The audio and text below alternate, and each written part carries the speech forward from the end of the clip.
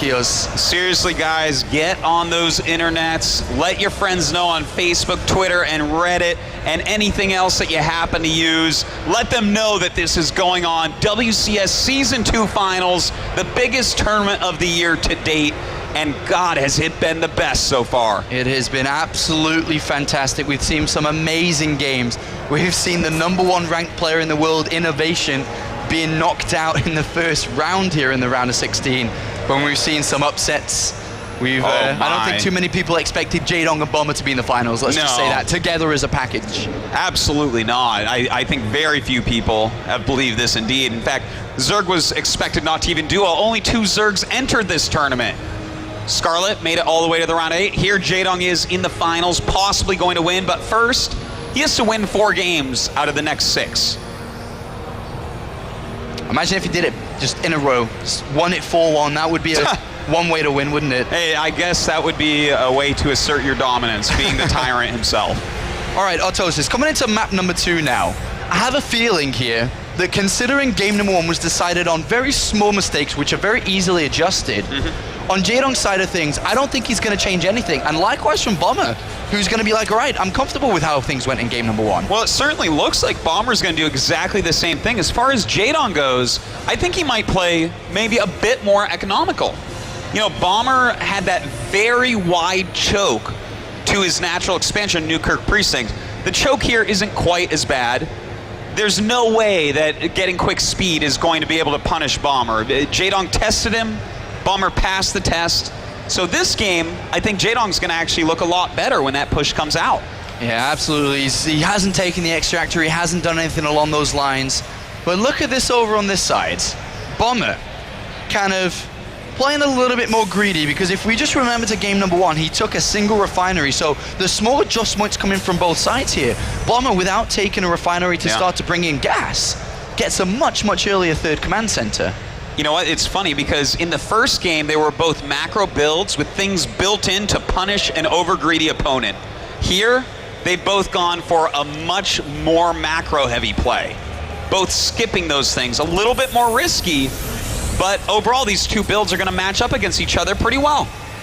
So we should, the way that things are looking, see this develop into another kind of long game.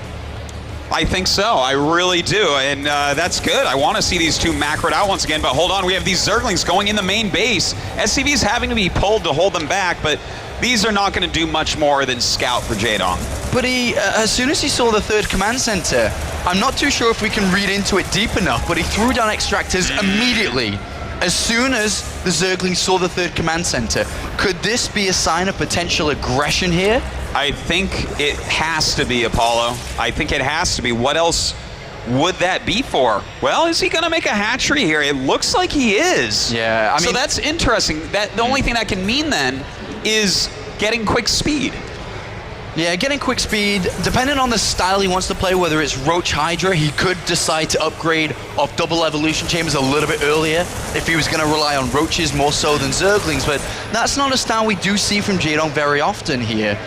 He could throw down a Roach Warren and a Baleen Nest at the same time, but it is going to be double evolution chamber. Yeah. And if he was to research speed at this very time, then it would pull away from the fact that as these evolution chambers finish, he won't have the right gas to research 1-1. Are we going to see Jaedong mix things up? Or is he just going to skip gas for the speed to get earlier Zergling upgrades and then get speed later on? Well, I think he's looking at this and he studied what Bomber did, because Bomber did this very same build before in this tournament against Scarlet. So he's looking at this and saying, okay, I know what you're doing. I'm going to get better upgrades. We'll play the macro game. You're a little bit ahead economy-wise, but I'll get ahead upgrade-wise, and things will be basically even again.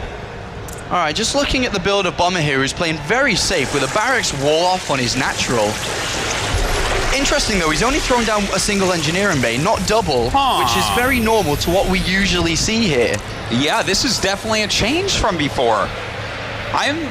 I'm really wondering what it has to be for attack. Does this, could he be going for something, a very old build, something like massive Marines and siege tanks with attack upgrades? Well, he's got the factory coming down here. The attack upgrades coming in for the bio, and the second engineering bay is started here. So just a little bit of a difference, a bit of an adjustment there, but it's set up quite well here, and with the barracks coming down nice and early here for Bomber, he's going to have quite a few Marines coming out quite fast. Oh, he certainly is. And they all got reactors on them too. Well, that is Bomber for you. When he lands at 3rd Command Center, expect him to be making 15 Marines at a time non-stop. But Jaedong, we know that this guy knows how to macro. This is one of the fastest Zergs in the entire world. And as his lair finishes up and he begins that Baneling speed, I'm sure that's going to be top on his list, gets the Spire going, I do expect to see some macro hatches starting to go up. I think Bomber playing overly safe, adding on the extra barracks to protect his natural, has slowed him down a little bit to where he potentially could have been, because with the engineering base being a little bit later on in this game, look at the upgrade disparity between the both of them. We have 1-1 just kind of on its way for Bomber, but 1-1's completing for Jaedong, and the layer is done. He's got more than enough gas in the bank to throw down 2-2 immediately here. And you know that he's going to do that exactly. Baneling speed starting right after that Spire as well. This is looking really nice for Jaedong. Look at that beautiful production tab. He's getting absolutely everything he needs to go deeper in the game, and bam, there goes the 4th base. And I would be very surprised if we don't see that macro hatch going up very soon. And with Jaedong getting Baneling speed here, he's adjusted everything from game number 1. There was no early 16 Zerglings and Zergling speed, just full focus on economy, and even getting the Baneling speed now coming in. But are you not afraid of Bomber's upgrades being a little bit slower in this game? Sure, he's got a lot of barracks, he's got a lot of production and decent economy, but with 2-2 so rapid here from Jaedong, who cut out Zergling speed, that's going to mean that he's going to be taking a lot more cost-efficient fights. That's right. You know, he's going to be ahead on upgrades for much of the game, possibly all of it. We're going to have to see about that, though, because, you know, he plays a little bit different from Scarlet. We saw from Scarlet she stays on that layer tech, and Bomber's very used to playing against that now since he played her 5 times last night. But Jaedong previously went for a quicker hive in the last game. Now, will he go for that to keep those upgrades moving forward, or is he just going to really commit to Ling Bane Muta on layer tech?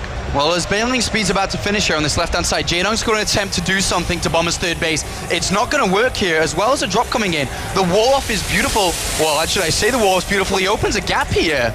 The SCVs, though, are pulled off in a timely manner, so this does not work either for Jaedong. Hiding the Banelings behind. In the meantime, this medevac drop being cleaned up perfectly by Jaedong. And not the most effective harassment, but it's actually all right. Kills a geyser, a few SCVs, some mules, stops mining time. It's a decent little attack. It's decent, especially consider a Bomber threw resources into something his own, and that didn't work, and Jaedong kind of did, so that's not bad for Jaedong there. Well, Jaedong's starting to move on the map. Once again, take a look at this creep spread, Apollo. Absolute madness in every direction it's coming out. This is going to be hard for Bomber to deal with. Jaedong set up very nicely here with a lot of Banelings, great upgrades, Mutalists here as well. Surely Bomber, though, without disturbing Jaedong at all, he's going to be in a rough situation when he finally decides to move out here, unless he finds, you know, a great engagement, finds some way to force a mistake from Jaedong. So far, though, Jaedong seems to be ruling this game, and Bomber could be in a bit of trouble when he does decide to move out. Considering the upgrade timing that you'd usually want to move out with them, they're very far behind. You know, Bomber is definitely setting up for his never-ending parade push. Just a constant attack with perfect macro behind it, spending every mineral and staying maxed out. Now, how well can he do that? He's starting to move out, scanning that creep, but Jaedong has a lot of units in the middle of the map. Yeah, both of these players have a lot of units here. We're going to have to see if Jaedong can flank this well. He's going to come from the right-hand side and the left-hand side all at the same time. He's going to filter through one way, though, and there's a lot of tanks and winter mines. We'll see how this can work for Jaedong. His Banelings are clumped up. I don't think he's getting the best trade-offs here. Well, he's killing the Marines on the right-hand side and not losing the mutas, so it's not a travesty that we're watching here. But Bomber pushing forward hasn't lost a considerable amount of his army. And well, Jaedong does return back to meet up with 42 new Zerglings to attempt another attack here as Bomber sets himself up to continue to push forward. Now his +2 armor's on its way. Is Jaedong going to be able to use these Mutalists to pick off a couple of tanks here? He may be able to, coming in from the side, targeting those siege tanks on Amelia. A lot of Widow Mines, but the Widow Mines even get taken out there. The Overseer's eating the Widow Mine shots. A nice engagement by Jaedong. Nice engagement from Jaedong, and Bomber has to go through different layers of Jaedong's army, and here comes another one. There's no tanks this time. There's a couple of Widow Mines that do get buried in here. The Banelings do not get the best hits, and Jaedong must retreat once again. but more and more Zerglings. There's a lot of Queen Lava injects going on across the map. There's a lot of lava for Jaedong to mess around with, but he must not let Bomber break far enough to get to this base at the north. I don't think Bomber's going to be able to quite make it in. Well, some of the Mutalisks coming down, but Baneling's rolling in. He will clean it up. And you know what, Apollo? These are nice moves by Jaedong. He's keeping that Widowmine count so low that his Lings and Banelings can actually close against these Marines. And Bomber, without a fourth command center here, is really focusing on just pushing forward, really hammering up this left-hand side. If he can, well, basically Bomber's goal is to break Jaedong and get towards that fourth base. Jaedong's opposite side of things, keep on defending, because Mutalisk and Mutalisk with the upgrades coming in will become more and more efficient, because then he's not losing them. He's killing units but not losing them. So that kind of seems the way that this game is going to play on for the next few minutes. You know, one of the hardest things about fighting against Widowmine Marine Medevac is doing counterattacks at the same time. It looks like he's going for that again, though. Ooh. A lot of Banelings rolling down towards that third base. There's a possibility for quite a bit of damage we've done here. Going through those depots, a quick response by Bomber, running the SCVs away, though. Yeah, Jaedong didn't really do anything with those. Does borrow them, so he's going to have to force a scan out, I suppose, but not the best of use of his Banelings there, considering he needs everything he can get to be able to stop Bomber, who is going to continue to launch an assault still without a fourth command center here. Very focused on 3 bases. One different difficulty level here that's going to come in from Bomber is when these 3/3 upgrades complete. That's gonna really hurt Jaedong in the fight. It's gonna hurt him terribly badly. It's gonna be rough, but at least Jaedong, his hive is about to finish, so he can start his 3/3, but he will definitely be down in upgrades for quite a while. Oh, what a spread of units here from Bomber. Widowmines and Marines absolutely everywhere. He's got control of the Xel'Naga Tower. Jaedong's gonna have to come in to fight this, but I think Bomber's spread too well. Can Jaedong do this here? This is a beautiful spread. Bomber trying to come in for the kill, but hold on. Jaedong pushing his Zerglings through. Let's see how these mine connections actually end up going, and it looks like Jaedong not barely gonna get through. Too many Marines. I mean, they trade off so equally between them, but right now Jaedong still needs Banelings. Bomber's getting closer and closer to the goal, which is breaking this fourth base down, and it looks like he's gonna do it. Bomber's gonna be able to break this fourth base down. Jaedong morphing Banelings. If this fourth base goes down, this is amazing news for Bomber. Oh, Bomber gonna go ahead and kill that hatchery. A great move by Bomber, his never-ending push, getting what it set out to do, the fourth base. And now with +3 attack finishing and +3 armor about to finish as well, everything is crumbling here from Jaedong. He had one goal, was to protect that fourth base, and he failed. He failed at this time. But if he can trade off a lot of his units cost efficiently and re-establish a new base, maybe things can still work for Jaedong. But right now, Bomber's leading this game quite convincingly, I'd say. He certainly is, and Jaedong going around hitting the resupply line here. He's going to be able to take these units out very easily. And look at this, he's leaving burrowed Banelings behind so that if Bomber comes back, maybe he can get those huge detonations. Bomber's not coming back though, Artosis. He's marching forward here. He's retreated from his third base, and surely this means that Jaedong has to go back to defend. I think he's going to have to. The drone's getting out, but 2 macro hatches, 3 queens already falling in the meantime. Oh, he does kill that command center. A big move by Jaedong, but I think he's getting the worst end of this trade. Yeah, maybe somehow if he can get all these Banelings and cost efficiently trade against the Marines on the other side of the map. Jaedong saved his drones here, so if he can get a mining base up and running, right now there are 20 Banelings on the map. A couple of them are burrowed. Well, Bomber looks like he may end up going home with the army to rejoin up, or no, he's turning back around. I guess he wants to keep attacking with this, but Jaedong, he has to start crushing some of these armies or he's just going to lose. Yeah, Jaedong is really in trouble here. 130 supply to a 98. It'd take a miracle here for Jaedong to be able to win this game. That would put him down 0-2 in this best of 7. Well, right now the Muta's trying to hold off this reinforcement line. Bomber coming up both sides at once when this army joins forces. Oh, there's 4 Banelings there slightly to the right, but a scan goes down from Bomber. Excellent pickup there. Wow.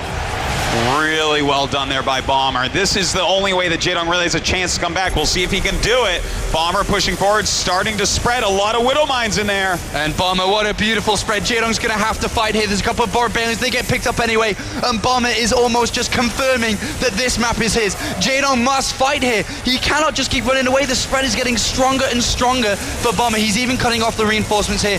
Jaedong is forced into a fight. He has to fight, otherwise he'll lose all his bases. But look at Jaedong, where is he going? What is he doing? I think he's accepted that fight is something he can't win. Probably 0% to win that and 1% to do a base trade or something, but I don't think it's even that, Apollo. Bomber is looking way too strong right now. Bomber's playing so good here. Look at that. Oh, that was some big explosions by the Widow Mines. And I think we're going to have to see a GG coming up pretty soon here from Jaedong. Yeah, the only thing that's working in Jaedong's favor are those board bangers, but they are not going to pick up everything here. They get a good chunk of units, but still, even if